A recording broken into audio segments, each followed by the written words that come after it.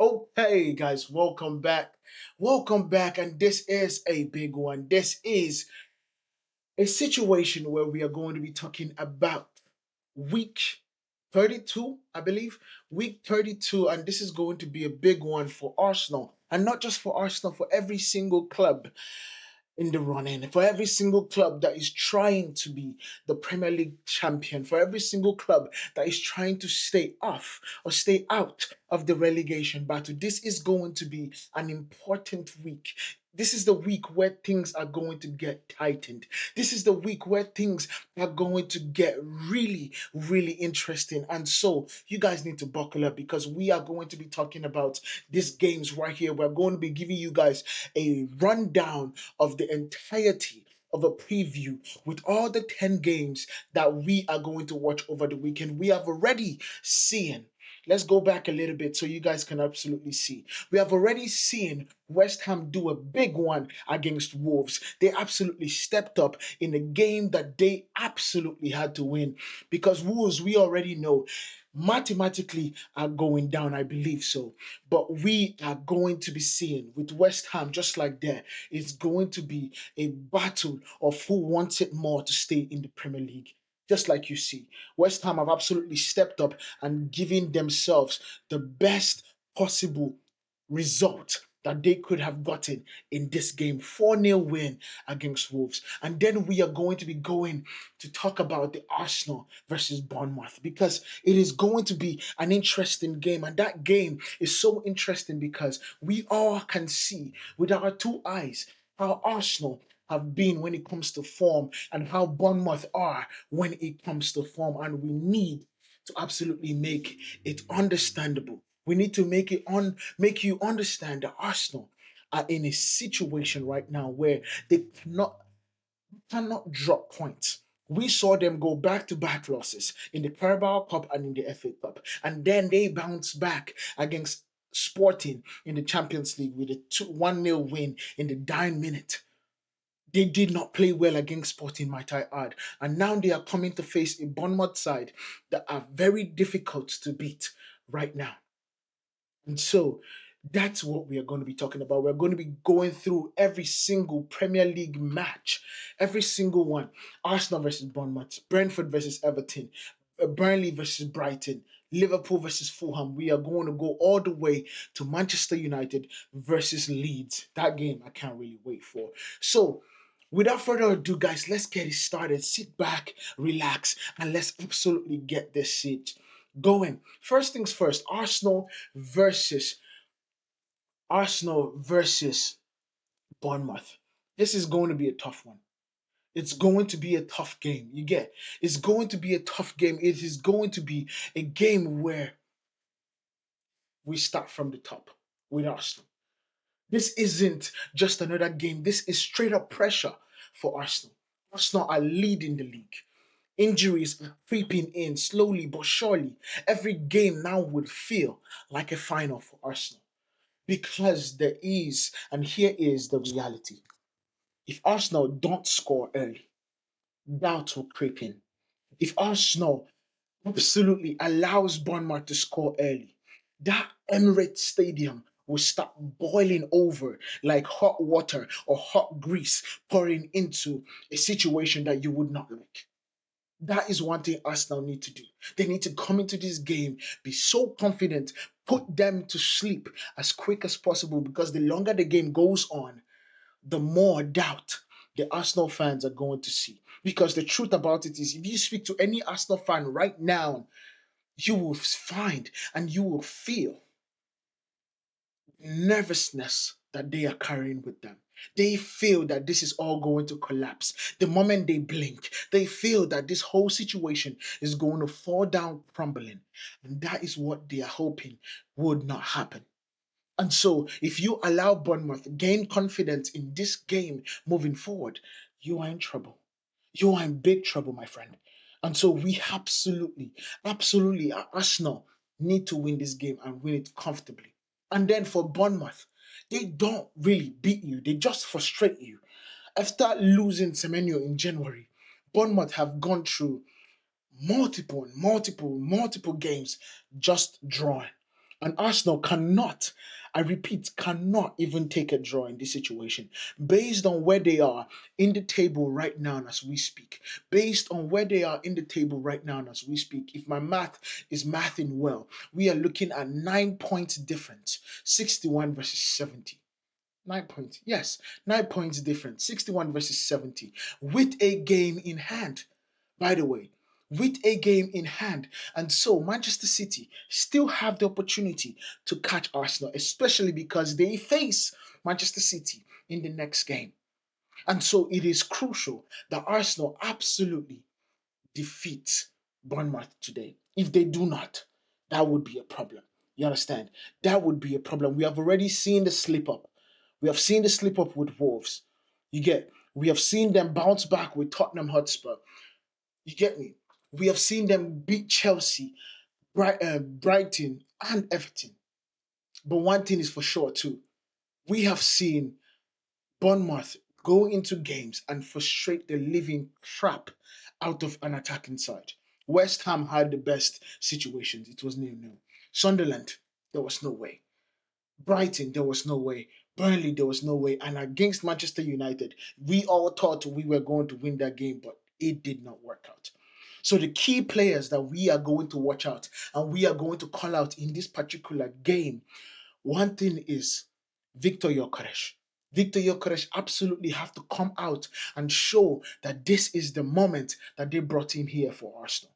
This is the moment where the number nine has to stand up and be counted. Because the truth about it is, if he does not, I don't know who will. We have seen the goals dry up for Arsenal in the last 3 weeks. So let's be honest. Let's be crystal clear. Gyökeres absolutely has to be the game winner in this situation. This game is where strikers define their seasons. This is the game. These are the times where Victor Gyökeres will become a cult hero for his team. So we absolutely have to make sure. And then we go into the prediction. I think this is where Arsenal get it done, honestly.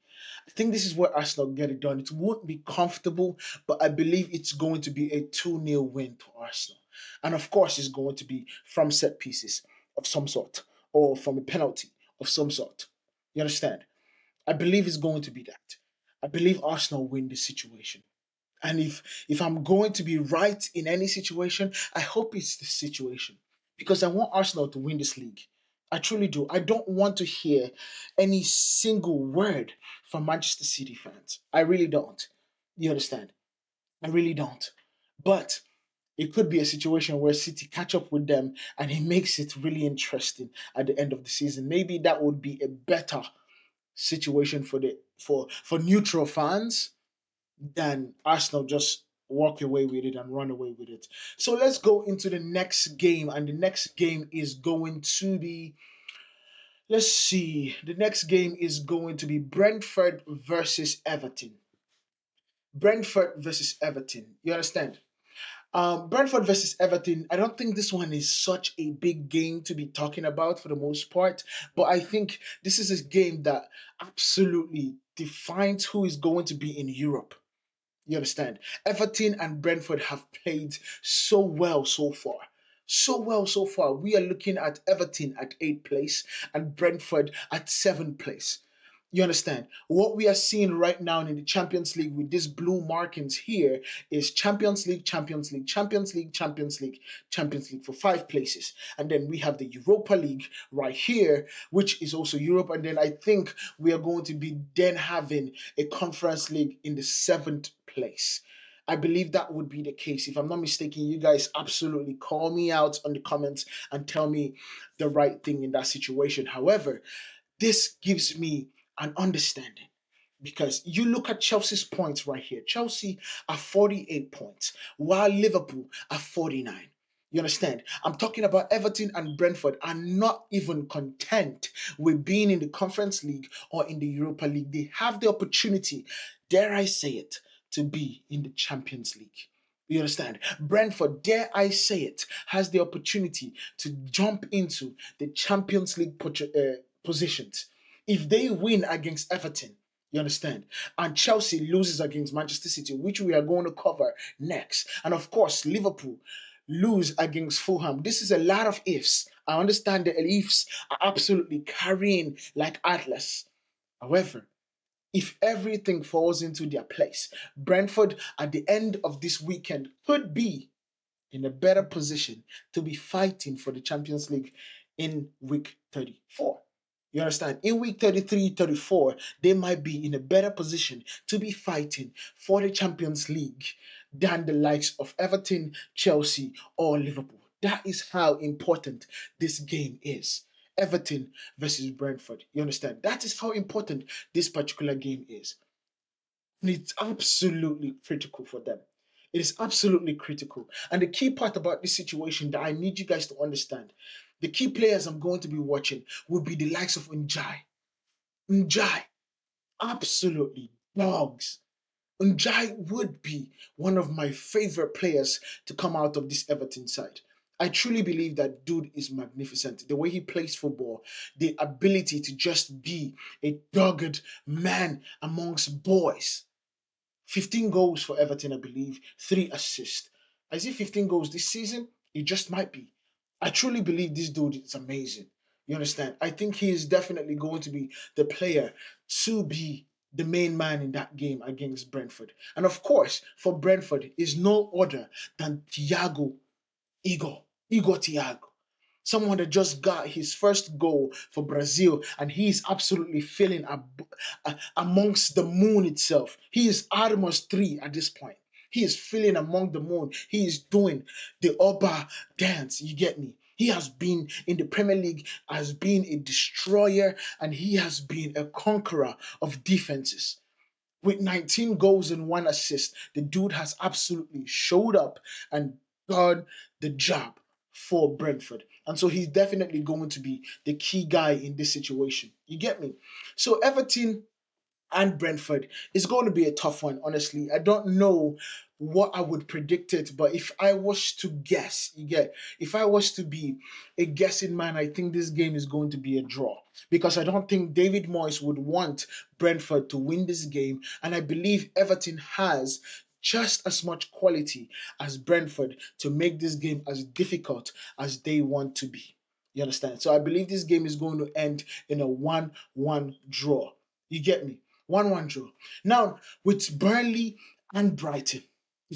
With Burnley and Brighton, I think this is also going to be a very difficult game because Burnley, I believe, are better than where they are right now in the table. You understand? I believe they're better than where they are in the table right now. Burnley are 19th place with 20 points. You understand? It is a shocker to see Tottenham Hotspur right here with 30 points. But Burnley are a shocker in my mind to see be in the 19th place because they play football. They play really good football. And Scott Parker has definitely been a manager where I have appreciated this season. Now, things haven't worked out because he just has lesser players than everyone else. I truly believe that. I think Burnley did not um, supply him with the talent that the likes of Sunderland supplied their manager with. You understand? Sunderland went into the market finding gems that needed opportunities to play football, getting experience like Granit Xhaka to sit in the midfield, finding the likes of Siddiqui, finding the likes of that defender from PSG. They did their due diligence in getting a group of talented players together to make sure that they did not go down. And that is what they have absolutely achieved in my mind. They have absolutely achieved it. And that is the reason why Burnley will be going down this season. I think this is a learning curve for them. They are that good and believe they are going to come back next season directly right back from the championship. But they need to absolutely look at the blueprint of Sunderland. Look at the blueprint of Sunderland. Look at your stadium and make the stadium that you have become the stadium of light. You get me? Make Turf Moor become as hard as it was to defeat people in those 2010s days. Make Turf Moor very difficult when we had John Daishi in the dugout. Make it so difficult to beat. And that's the way I believe you are absolutely going to stay up in the Premier League. But I think in this situation, it's a crystal clear cut one for me. I believe Burnley, sorry, not Burnley, but Brighton Hove Albion, we walk this one. I believe they will walk this one because I think they just have a better team. They just have a better team, and based on where they are right now in form, you look at this. They lost to Arsenal. It's their only loss in 5 games, and so I believe they have all it takes, especially now that they have gotten into the groove. They defeated Liverpool, they defeated Sunderland, Nottingham Forest, and Brentford. They have gotten into this groove. And one of the key things, too, is that their position in the Premier League is not that bad, too. They are in the 10th place with 43 points. You are looking at the distance between them and Brentford. It's literally 3 points. That's how close they are. Then Brighton Hove Albion in 10th place and Brentford in 7th place is literally 3 points. And I believe it is very close. It is very tight situation. And with a draw of luck plus a how would I put it? A thingamajig or a je ne sais quoi. They might absolutely get to 7th place. I don't know why I said that, but that is what I think in that situation. This is going to be a good one. It's going to be a good game, and I hope I get the chance to watch it. Even though I know it's like starting at 10 o'clock, and a lot of games are going to be starting at 10 o'clock too. So we have Brentford, which is going to be the game I'm going to be watching, and then Brighton have been also playing at 10 o'clock. Now we go to Liverpool versus Fulham. Liverpool versus Fulham. Now this is one of the scariest situations I've seen so far from this Liverpool side. I think it's such a disappointment to see Liverpool in this position. I think it's truly such a disappointment, especially how much they spent last season. And I know I keep going back to that situation, but it is so difficult to go away from it. It is so difficult to go away from it because if you look at Liverpool, you look at Liverpool and you think about how much they spent over 400, I say thousand, 400 million pounds in getting their team all set. It is difficult. It is difficult solely because of the amount of stars that they got. Now, don't get me wrong. I believe Alexander Isak is now back because we got to watch him against. Sorry, we got to watch him against what's their name? PSG. Even though Liverpool got mollywopped, we got to watch them against PSG. You get Liverpool right now are sitting on 49 points. Not just 49 points. What has happened in their last 5 games is 2 losses, 2 wins, and 1 draw. That is not good for a Liverpool side that is defending their trophy. It is not good whatsoever. They are the only ones that gave Igor Tudor a point in the Premier League. That also is a sackable offense because that dude had a 0% win rate totally in the Premier League. He got 1 point and it was against Liverpool. And that right there, it's difficult for me to compute. It's difficult for me to put my hand around that this is what Liverpool have become this season. Now, and I believe Liverpool have all it takes to bounce back. I truly believe that. And next season might be seeing them have Xavi Alonso because we saw Liverpool fans absolutely beg for Xavi Alonso last game. But one thing is for sure, it's going to be a difficult game because Fulham are no joke. Fulham are not a team to play with. You're looking at 3 wins in 5, 1 loss to West Ham, which was a shocking one, and 1 draw to Nottingham Forest, which was also shocking.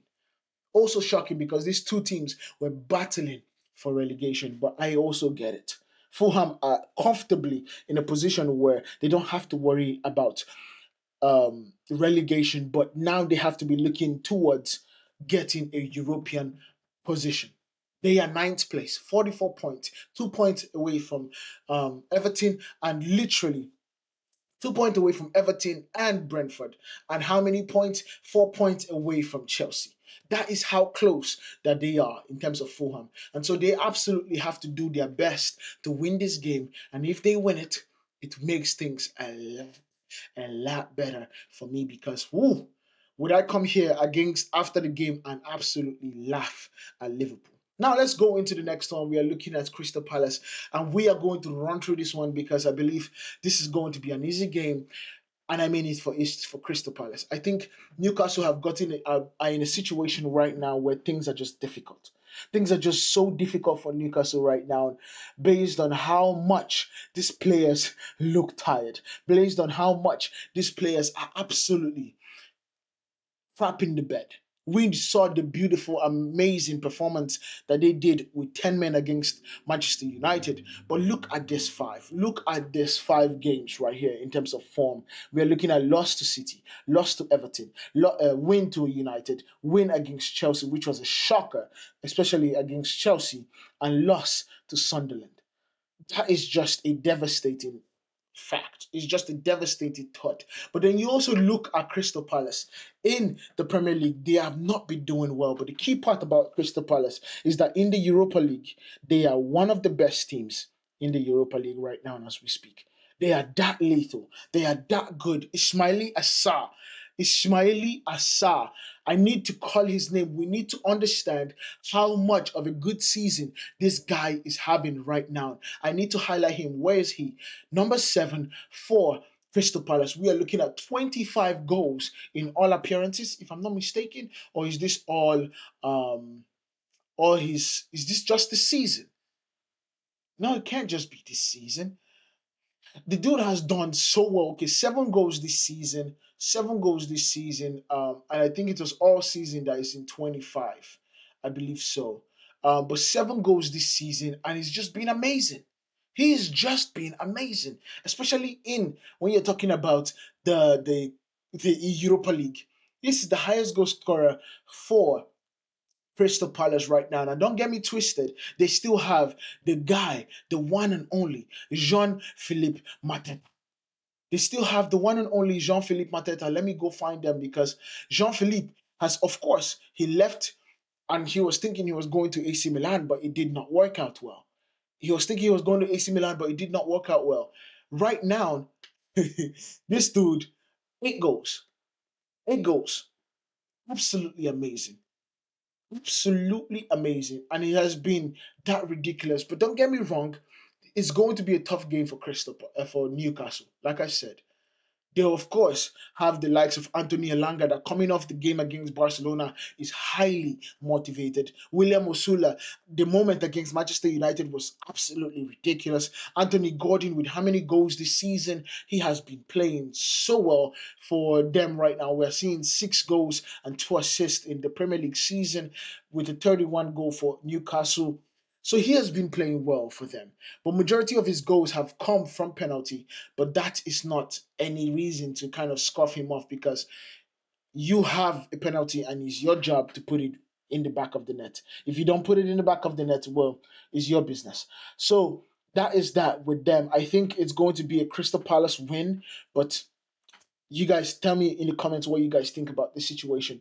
Now, Aston Villa, Nottingham Forest. I think this is going to be a walkthrough. Um, and the shocker might even shock you more. I think it's going to be a walkthrough for Nottingham Forest. I think Nottingham Forest goes in this game and absolutely mollywops Aston Villa because I think Aston Villa are just as they freaking form entails. You understand? Look at this: 3 losses, 1 win, and 1 draw. You're looking at Nottingham Forest: 2 losses, 2 draws, and 1 win. Now, don't get me wrong. Based on form, Aston Villa are these two teams are just weirdly closer to each other because you're looking at three three losses, 1 win and 1 draw. You're looking at 2 losses, 2 draws, and 1 win. In fact, Nottingham Forest have a better form based on just looking at this than Aston Villa. But the truth about it is just based on how they are playing. Looking at how they are playing, Nottingham Forest are hungry. They are hungrier. They want it more. And I believe they are going to absolutely get it in this situation. This is going to be the first Sunday game, I believe, um, or the second Sunday game after Crystal Palace and Newcastle. So yeah, that's that. And then we go to Tottenham Hotspur. Tottenham Hotspur is one of the most, it's the worst team right now in the Premier League. And we all agree that Tottenham Hotspur, right now, as we speak to you, is the worst team in the Premier League. It's the worst team because this is the biggest red flag I've seen in a long time. This is the first time that Tottenham Hotspur have landed in the relegation battle since they got relegated. Since the last time that we ever spoke about Tottenham Hotspur, even in the relegation battle. It is crazy to think about. Look at the form. It is awful. Lost to Arsenal 4-1, lost to Fulham 2-1, lost to Crystal Palace 3-1, draw to Liverpool 1-1, and everybody thought at that moment that they were going to come back because the game against Nottingham Forest was going to be the big game. The fans came out and they made a spectacle of supporting their team, and I absolutely loved it. But they got mollywopped the moment the game got on. They got ran through. They got run through like the person on the bank bus. That is what they got through because it was a scary sight. They absolutely threw in the towel and it was a weird thing. But guess what? They brought in Roberto Di Serbi, one person that I hold in high regard when it comes to playing football, when it comes to coaching football. I hold Roberto Di Serbi in high regard. In fact, I will go forward and say, for my team, Manchester United, he was one of my top candidates. Now, is he combustible? Absolutely. But is he ready for a big challenge? I absolutely believe. I believe it wholeheartedly. And I believe that this game will be the first win for Tottenham Hotspur in the 2026 year of the Lord.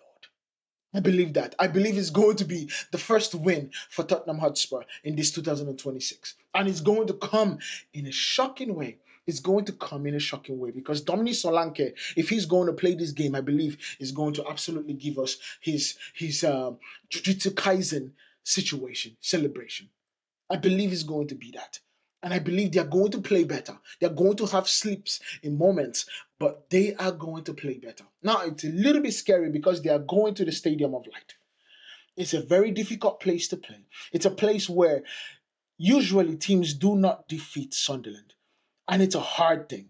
But I believe this is going to be a smash and grab. It's going to be a grab kind of situation where we just grab it and run for our lives.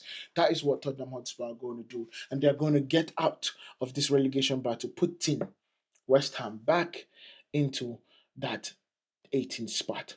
Now, it doesn't mean that Tottenham are going to survive this.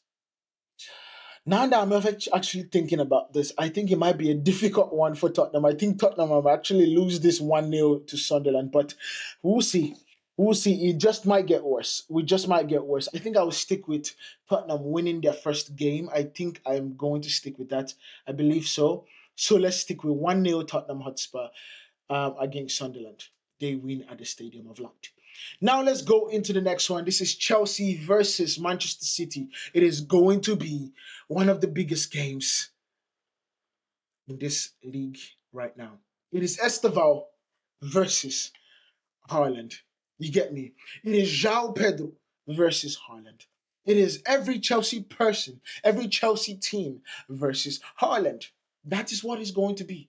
Chelsea have absolutely under not Enzo Maresca, not Enzo Maresca. They lost Enzo Maresca. Under Liam Rosinho has been mid. That would be the best way I would describe it. Chelsea have been mid. They have been awful in the last 5 games. You understand? But not that awful in the first 5 of Liam's reign. You understand? Right now we are looking at draw to Burnley, loss to Arsenal, win to Aston Villa, which I thought was a brilliant game from Chelsea. They absolutely mollywopped Aston Villa. And then lost to Newcastle. And then lost to Everton. 3-0. 3-0 loss to Everton. That was scary. That was scary because I know it was at the Hill Dickinson Stadium. But come on, it's against Everton. And you lose 3-0. They looked spineless. But that then leads me to Manchester City.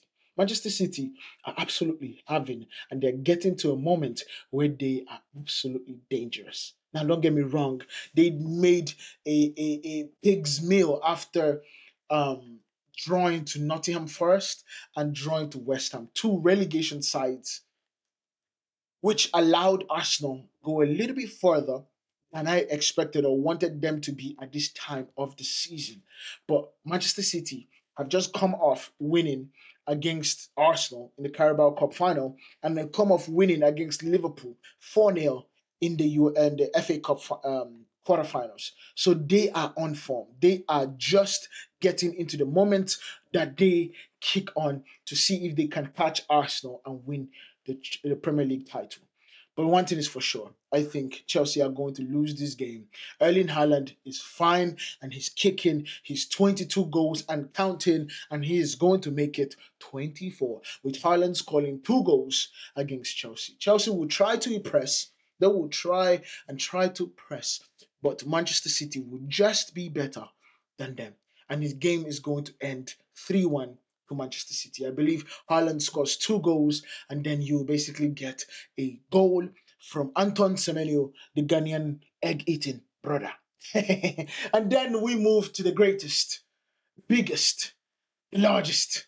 Manchester United versus Leeds. This is a rivalry of its biggest proportions. It is the rivalry of the biggest proportions this season. It's also the Red Rose versus the White Rose. It is Leeds versus Manchester United at the Old Trafford. This is a situation where Leeds have not beaten Manchester United since they came back into the Premier League about 3 to 4 years ago. Yes, sir. They have been doing the in and out situation, and they can still do the in and out situation, like as if they are in California eating a burger. Can still do it this season because they are not out of the relegation battle. Right now, let's look at the table. Leeds sit right now at 15 points, 15th place. Really nice position, 33 points. But look at Nottingham Forest, 32 points. Look at West Ham, 32 points. Look at Tottenham Hotspur, 30 points. So when they lose against Manchester United, because they will lose against Manchester United, you are looking at them holding their breath for the likes of Tottenham, for the likes of Nottingham Forest to not get a point, because it's a slippery slope from here. Because when you look at the next teams that they are going to be facing, when you see the next teams that Leeds are going to be facing, it's going to be a difficult one for them, because you are going to face Manchester United, where I believe you're going to lose. Then you go into Wolverhampton Wanderers, where I also believe is going to be a tough game for you. Now, that game I believe is going to end up in a draw, but then you're going to lose to Bournemouth and maybe lose to Burnley, and of course, you are going to lose to Tottenham Hotspur on the last day of the season, I believe. Well, I think we got 2 more games after that, if I'm not mistaken. But I believe this is going to be the situation where we bring Leeds right back to them struggling at the relegation battle. You understand? Because look at their 5 game forms. You're looking at Aston Villa 1-1, Manchester City, they lost. They lost to Sunderland. They drew to Crystal Palace and they drew to Brentford. I think based on this game or this form, they are hard to beat because City won 1-0, Sunderland won 1-0, and they just show that they are hard to beat. If they do not score, which the goals have dried up, which Harvard Louis is on you, they do not want you to beat them. They do not want you to beat them. We already saw the crazy game that they played against West Ham in the FA Cup quarterfinals, where they were leading 2-0 up, and then they lost the 2-0 lead. West Ham came back, and everything happened in that game. It was 2-2, and after 2-2, they went to penalties, and Leeds got the win, taking them to Wembley for the first time in what feels like 30 years. But you look at Manchester United. Michael Carrick has done such a great job for Manchester United with how many wins and just 1 loss. With all wins, 100% wins at Old Trafford, he has done. So you're looking at Everton win, Crystal Palace win. The loss that absolutely broke my heart against Newcastle, and then Aston Villa mollywopped them, even with the freedom fighter. Do not care. 3-1, and then this game right here against Bournemouth, absolutely a cheat of the referee. I'm not going to agree. That game was a ridiculous one. But one thing is for sure, Manchester United have not played a game in a very long time. They have not played in a game what I feel is 24 days until they play this game against Leeds. I think it's going to be a situation where we have seen them go to train an island in Ireland, and they are absolutely going to be up for it. Is literally they just went for a mini preseason, and they should be hungry. They should be chomping at the bit when it comes to playing against Leeds, especially when it comes to playing against Leeds, our rival. It's going to be a situation where we need to absolutely mollywop Leeds. And I think when Manchester United meet Leeds on Monday, a lot of people will think that this is going to be a draw game. This is going to be an open game where Leeds will attack and Man United would attack. I believe we defeat them 4-1. But let me know what you guys think in this one. For sure. Well, that's all the games. That's 10 games right there for you guys to absolutely let me know in the comment section what you guys think about this preview and what you guys think about my predictions. So by the end of this week, we could see Arsenal could tighten their grip on the Premier League title. That's one. City could close the gap. That's two. Spurs could fall even further. That's three.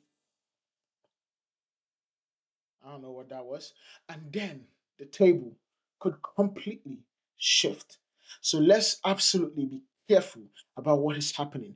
And we are going to keep a close eye on this weekend because a lot of things could change with a freaking blow of a whistle.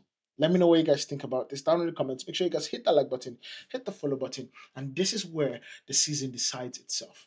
So tell me, who is slipping this weekend and who is stepping up? If you enjoyed this breakdown, please, please, and please subscribe and consider subscribing to us because this is a title race and this is just getting started. I'll see you guys in the next one.